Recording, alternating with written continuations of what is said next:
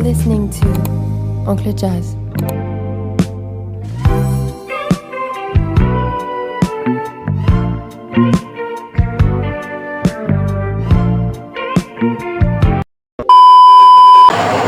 Halo, balik lagi sama aku, sama Najwa. Dan aku, Sulisyan Sofia Sultan. Kali ini kita mewawancara terkait mahasiswa yang kuliah sambil bekerja. Boleh Kak, perkenalan dulu namanya siapa dan di mana? Halo semuanya, perkenalkan nama aku Azahra. Mungkin asalnya dari Cimahi dan kuliahnya di Universitas Siliwangi. Oke, nama saya Febrian Maulana, jurusan Sistem Informasi semester 7. Kenapa kakak memilih kerja sambil kuliah, dan apa yang pertama kali yang mendorong kakak nih untuk memulai pekerjaan itu? Oke, kenapa kuliah sambil bekerja? Karena aku rasa biar nggak nyusahin banget sih, maksudnya kayak aku nggak mau terlalu membebani orang tua. Jadi ya aku ambil jalan pintasnya, ya kuliah sambil kerja. Terus kenapa ambil pekerjaan ini? Mungkin ya tadi pertanyaannya begitu.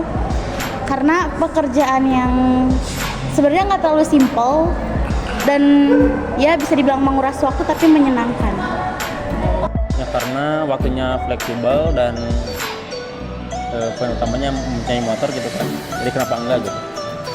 Apa yang harus kakak lalui saat mencari pekerjaan pertama kali dan juga saat wawancara pertama kali? Pertama kali cari kerja, sebenarnya aku tuh kerja di pekerjaan yang sekarang itu karena gabut sih sebenarnya. Jadi waktu habis lulus SMA tuh aku gak ada aktivitas. Terus akhirnya aku cari kayak seminar gitu. Nah akhirnya aku nemu seminar tour guide gitu kan. Nah akhirnya ya aku hasil dari seminarnya bagus dan ada rekrutan dari organisasi, akhirnya aku kerja di sini. Kakak kuliah sambil kerja itu ada di mana? Buat kendala sejauh ini nggak ada sih ya kalau kendala, karena waktunya kan fleksibel juga. Jadi semuanya saya aja kalau mau ngojol gitu. Rasanya karena kita mengurus banyak orang ya di dalam satu bus itu, jadi ya gak semua orang suka sama kita juga, dan juga ya yang namanya orang kalau komplain kata-katanya juga nggak bisa kita atur, jadi ya kita telan aja semuanya gitu. Bagaimana kakak tuh menghadapi pelanggan atau kayak rekan kerja yang sulit diatur, atau pelanggan yang memang sulit juga untuk mengikuti aturan, dan juga apa sih tips yang kakak gunain agar tetap menjaga hubungan yang baik dengan pelanggan maupun rekan kerja? Oke, kalau dengan rekan kerja yang agak-agak kurang bisa diajakin kerja sama mungkin ya kita bisa nanti kita ada agensi PIC-nya, jadi kepala dari semua tour guide dan tour leader. Jadi kita nanti lapor ke situ. Kalau misalkan nanti dia susah atau misalkan susah diatur, nanti karena kalau kita kayak namanya di lapangan, kalau kita langsung ngomong sama orangnya pasti nanti nggak enak kok kerjanya gitu. Jadi kita akan lapor ke PIC-nya langsung gitu. Nanti dia yang tegur, yang ngasih tahu tentang ya negur si orang teman kita yang susah diajak kerja sama ini. Terus kalau misalkan tentang tamu, kalau tamu yang susah diatur, kita ada beberapa SOP nih. Yang pertama kita kasih tahu aturannya, di bus ini tuh saya loh gitu, leadernya, saya ketuanya. Kalau ada sesuatu yang sekiranya kurang nyaman, kita boleh kasih pilihan untuk pindah bus, atau kasih sedikit ancaman tipis lah gitu. Pengalaman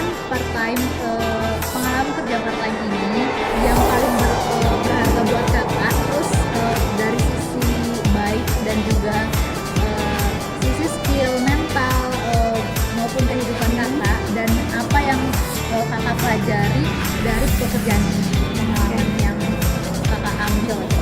Ya kalau misalkan pengalaman berharga, waktu itu aku pernah bawa tamu anak-anak yang spesial, mereka ABK. Jadi di situ bener-bener mental aku diuji banget karena ya kita harus menjaga mood mereka yang sangat sering berubah-ubah itu ya.